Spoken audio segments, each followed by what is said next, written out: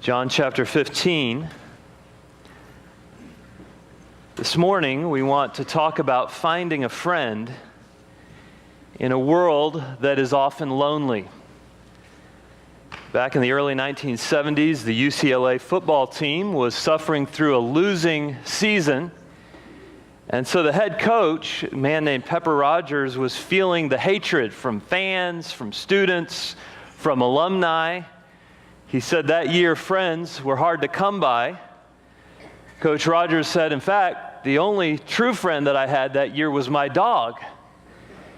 And so I told my wife that every man needs at least two good friends. And so she bought me another dog. You don't have to coach a losing team to know what it's like to experience loneliness. A survey of 40,000 Americans found 67% of those Americans who were polled admitted to experiencing loneliness. A crisis call center that was set up in 6 months received 18,000 calls from people who were experiencing intense loneliness.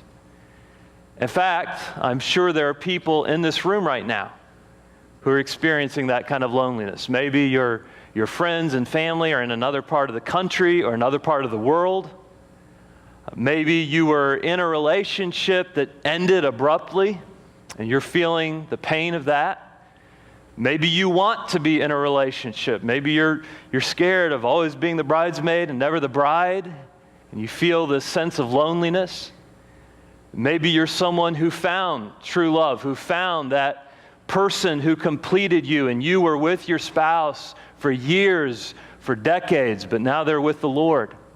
You're feeling this intense loneliness.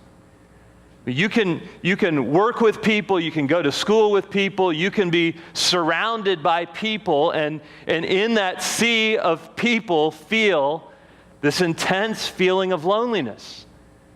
That no one really knows the true me. No one understands what's going on in my heart.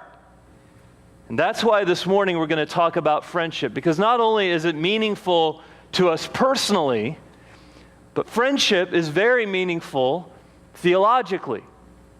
You say, why is friendship so important? Well, at the primary foundational level, fundamentally, friendship is important because you are like God.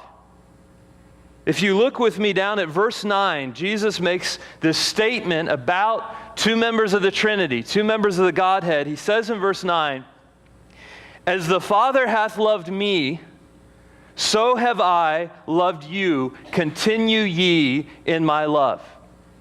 The basis of our friendship, the basis of our love is rooted in the Trinity.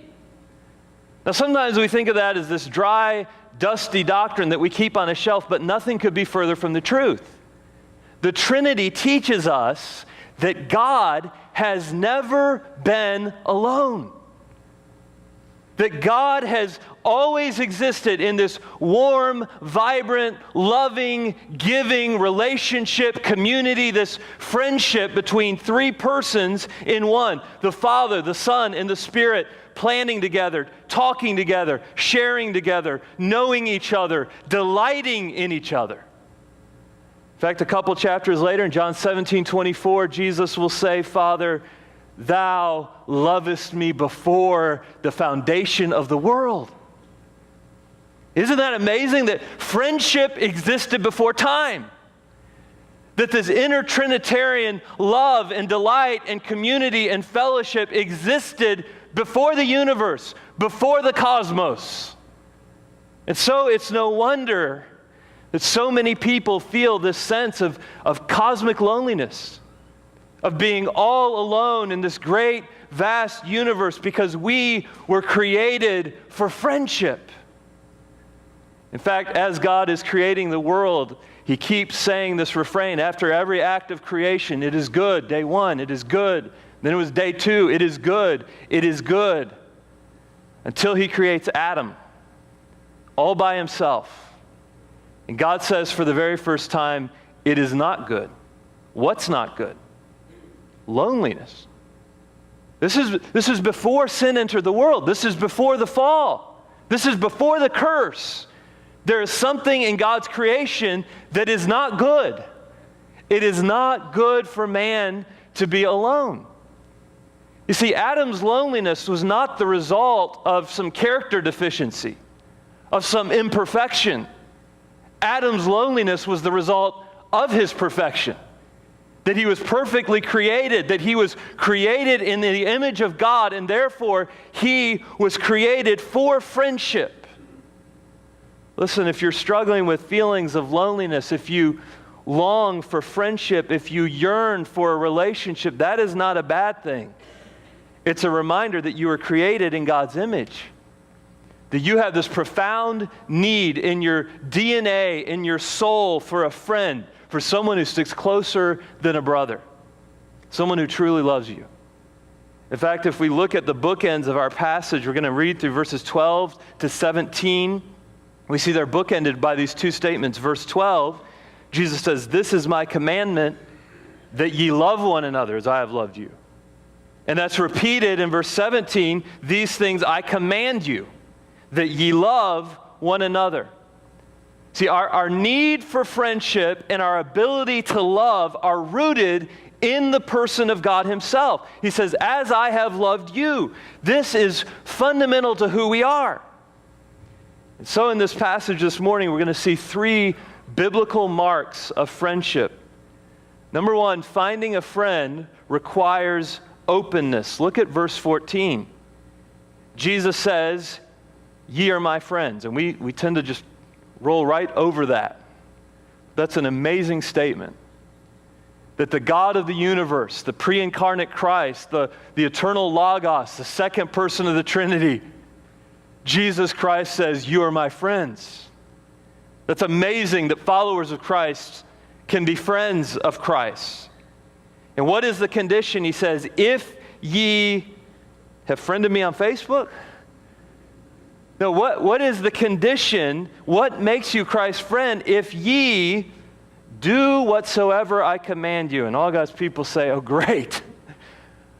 I mean, who could ever do that? Who could ever follow all of Christ's commands? And the answer is that you cannot do that in your own strength. The only way to obey him is in the strength that he provides. It's in his power. Remember the context, John 15? We are supposed to be abiding in the vine. We're supposed to have this vital relationship with him. And he says a few verses earlier, "If you're abiding in my love, that's how you keep my commandments." So this friendship he's talking about is a vital relationship that we are connected with Christ at this deep, intimate level of our souls. Jesus can call you his friend, not because friendship is something that is superficial. Real friendship is much deeper than Facebook likes or Instagram followers. It is opening yourself up. It is connecting at the level of your soul. And so Deuteronomy 13:6 says, "Thy friend, which is thine own soul." Philippians 2:20, Paul says, "For I have no one else like Timothy, for we are like-minded." And literally that word means we are one-souled. Paul says, Timothy and I share the same soul. In other words, the first soul brothers came 2,000 years before the 1960s. In fact, they weren't the original soul brothers, came 1,000 years earlier, because in 1 Samuel 18:1 we read, "The soul of Jonathan was knit with the soul of David, and Jonathan loved him as his own soul." So what does that mean to have your soul knit together with someone? That's more than just having an academic affinity, an intelligence, a mental connection with someone. It's more than just having an emotional connection with someone. Well, we've kind of bonded and we're going through some of the same things emotionally. It's more than just having a physical connection with someone. True friendship is more than sexual attraction.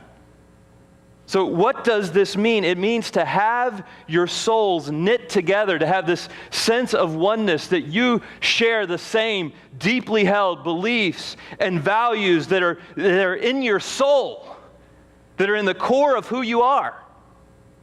So how is your soul knit together with someone? You have to share with them. You have to open yourself up to them. You say, wait a second, you mean I have to be transparent? Yeah. I have to make myself vulnerable? Yeah. I have to open up and share with them? That's what real friends do. How else can someone really know you at that deep, intimate level of your soul? It's opening up so that someone can really, truly know you. Look at verse 15. Jesus says, henceforth I call you not servants, for the servant knoweth not what the Lord doeth. But I've called you friends, for all things that I have heard of my Father, I have made known unto you. Do you see this emphasis on knowing? Jesus says, you are more than just servants to me, you are friends. Why? Because you know me. This is the difference between a boss and a friend. A boss gives you orders. He doesn't have to share all of his inner feelings with you. He says, this is your job. This is what you're supposed to do. But Jesus says, I'm not treating you just as a boss. I'm treating you as friends. There's this openness. I've made myself known to you. Whatever the Father has given to me, I've made that known to you. I've brought you in on the family secrets. Friends open up and let you in. It's interesting, if you would turn to Psalm 25:14, about half the translations say, the secret of the Lord is with them that fear him. The other half say, the friendship of the Lord is with them that fear him. Now, why is that? It's because that word for secret in Hebrew is the same word for friendship. That true friends are those who open up, who make themselves vulnerable, who are transparent. And so a woman who always has her guard up is going to have a hard time making real friends. A guy who will never open up, who will never share his feelings, is going to have a hard time in relationships. Getting married means making yourself vulnerable. I heard about a little boy and girl who were in daycare together, and the girl said to the boy, hey, Tommy, want to play house? And he said, sure, what do you want me to do? The girl said, I want you to communicate your thoughts. And poor little Tommy looked bewildered. He said, communicate my thoughts? I have no idea what that means. The little girl smirked and said, perfect, you can be the husband. Now, we joke about how difficult this is for men, but the fact is, openness is at the heart of discipleship. If we are going to grow spiritually, we must be forming relationships with godly Christians who can mentor you, who can challenge you, who can speak into your life. And the only way they can do that is if you're open, if you're transparent, if you make yourself vulnerable. Now, I realize that giving and even taking biblical constructive criticism is not easy. Proverbs 27:6 says, faithful are the wounds of a friend, but the kisses of an enemy are deceitful. In other words, someone who always flatters you is not your friend. In fact, they're the opposite end of the spectrum. They're your enemy. They're deceiving you. They're helping your blind spots get bigger and bigger. Someone who always flatters you is not your friend. A faithful friend will tell you what you need to hear, even when it hurts. Proverbs 29:5, a man that flattereth his neighbor spreadeth a net for his feet. Someone who always tells you what you want to hear is not your friend. They're your trapper. They're setting a snare for you to fall in. A real friend is someone who knows you well enough and cares about you enough to point out your blind spots that everyone else sees except you. Proverbs 27:17, iron sharpeneth iron, so a man sharpeneth the countenance of his friend. See, there are things that you will not take from a professional counselor. There are statements that you will not hear from a coworker. But when your best friend comes to you and says, look, I know you, and I care about you, and therefore I'm going to tell you this, you can't put up your normal defenses. You can tell that professional counselor, well, you just don't know me. Or you can think in your mind when your coworker is trying to share this advice, well, you really don't care about me. But when a true friend comes to you and confronts you with biblical sound counsel, you can't say that because they do know you. And you know that they care about you. Think of the prophet Nathan in 2 Samuel 12. Comes to his friend David, and here David's whole life, in fact his whole dynasty, is teetering on the brink of destruction. And Nathan comes in and he tells him a story that he knows will resonate with David, a story about sheep. David's a shepherd. And at the end of the story, Nathan points his bony finger at the king and he says, "Thou art the man. You are the one that's guilty. You are sinning against your people. You are sinning against your God." What does David do? He repents. Psalm 51, he says, "God, I have sinned against you. I am the man. I am guilty." Listen, do you have a Nathan in your life? Someone who cares about you enough that they will not sit idly by on their hands and watch you self-destruct, but they know you well enough and they care about you enough that they say, "I'm going to confront you. I'm going to bring the truth to bear on your life." Do you have someone who cares about you that much, who knows you that well because you have let them in? That is a true friend. So finding a friend requires openness. Second, finding a friend requires loyalty. Because I can anticipate the objections of many of you are already saying, "Well, listen, if I open myself up like that, if I open myself to that deep level, I could get burnt. Someone could take advantage of me.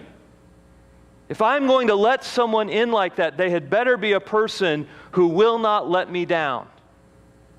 Verse 16, Jesus says, "Ye have not chosen me, but I have chosen you, and ordained you that you should bring forth fruit, and that your fruit should remain, and that whatsoever ye shall ask of the Father in my name, he may give it you."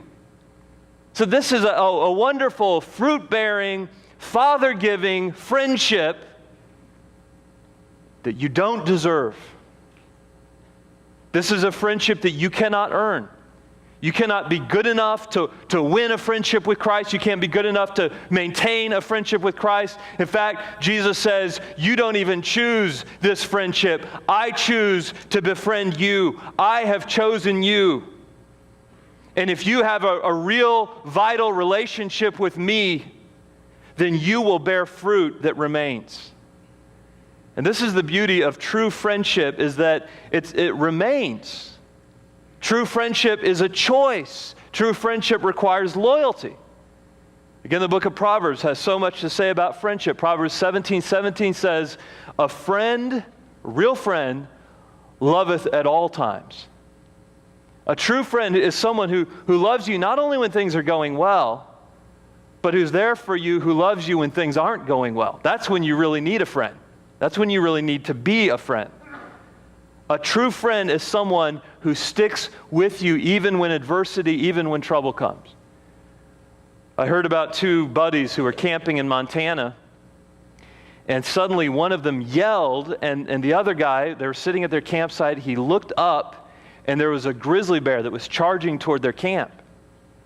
And the second guy yelled over to the first guy, who was frantically trying to put on his shoes.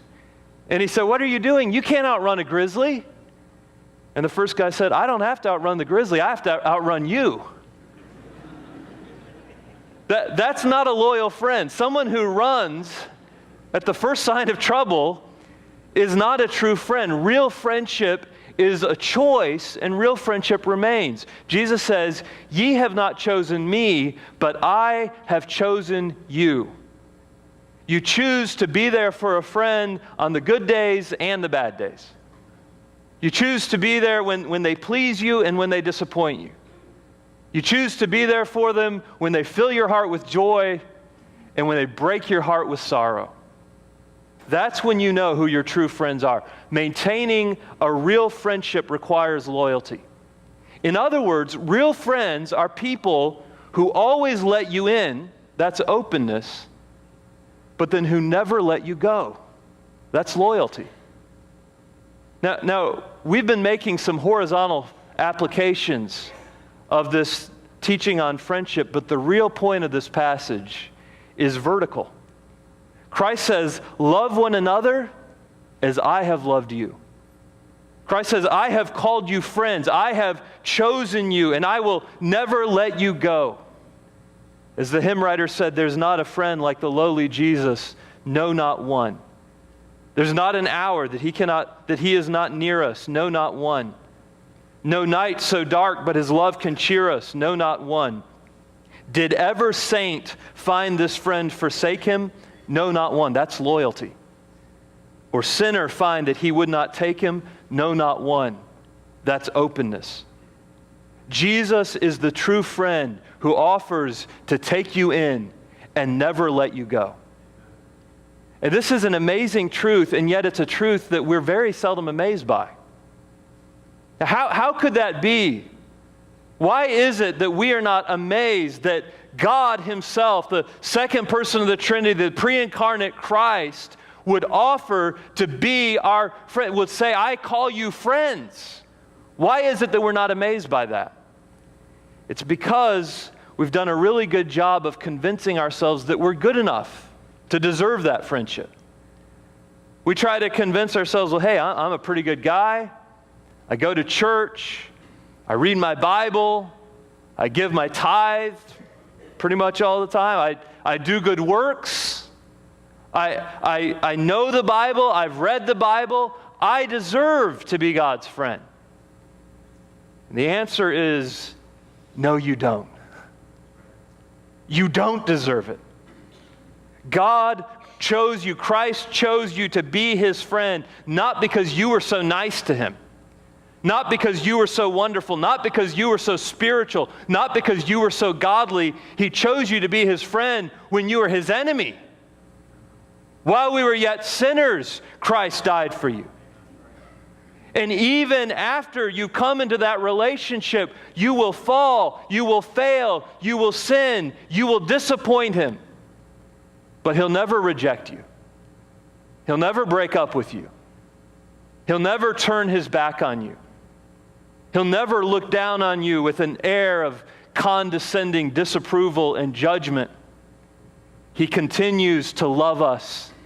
The ultimate friend is loyal. He sticks closer than a brother. There's a town on the island of Martha's Vineyard where some of the early settlers came, and many of them had this genetic deficiency. So as they intermarried, they passed down this genetic deficiency that caused deafness. And so at one point in the early 1800s, 1 out of 4 people in this little town on Martha's Vineyard were deaf.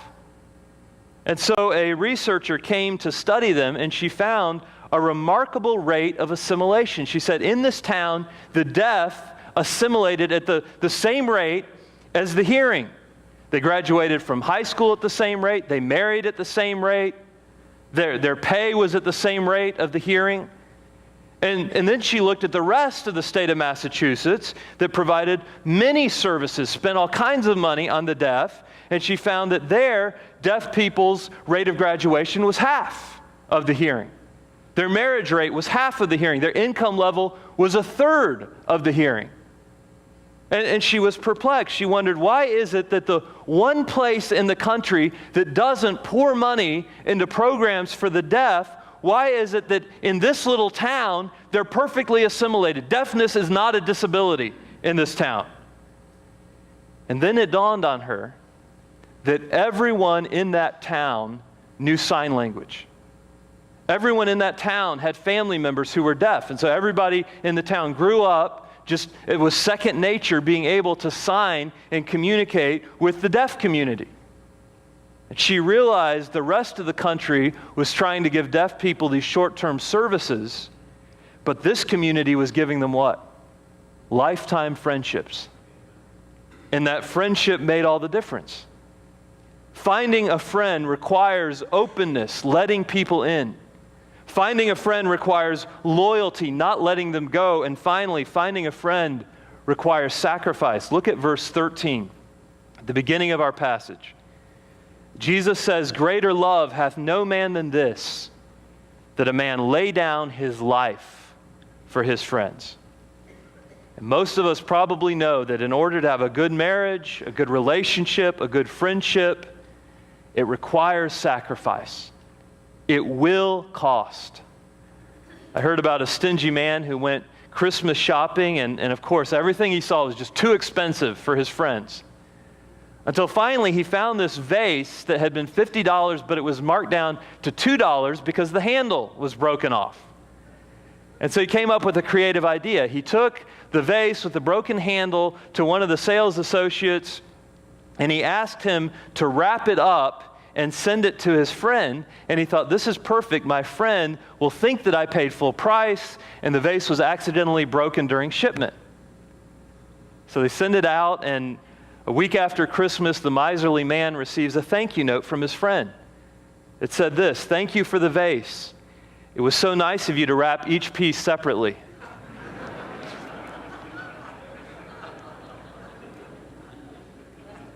Real friendship is going to require sacrifice.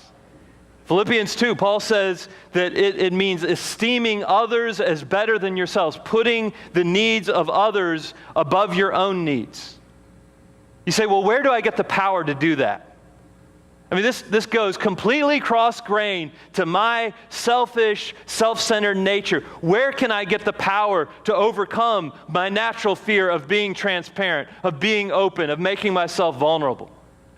Where can I get the power to be loyal, to sacrifice? The answer is by becoming a friend of God. Now, it's interesting, the Greek philosopher Aristotle said it's impossible to be the friends of God. He said friendships are always between two equals. And so Aristotle said, what human could ever be equal with God? Other world religions would be offended if you talked about being the friend of Allah, the friend of God. That to them would be demeaning the creator of the universe. That to them would sound blasphemous. And yet here is Jesus saying, you are my friends.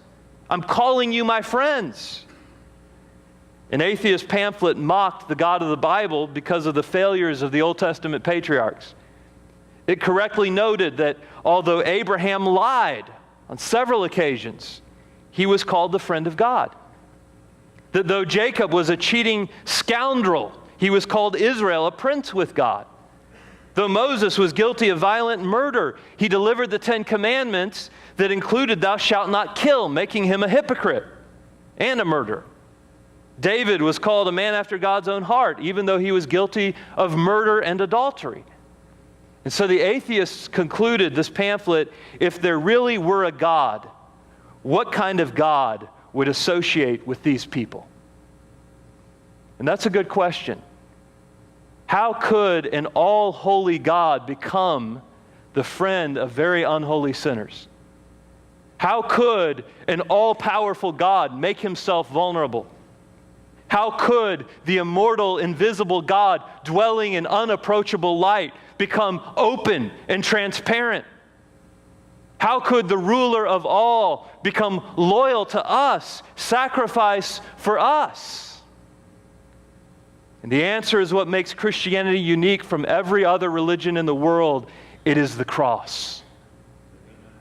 Because when Jesus told his disciples, greater love hath no man than this, that a man lay down his life for his friends, he knew that the next day he would do just that. A good friend always lets you in, makes himself vulnerable.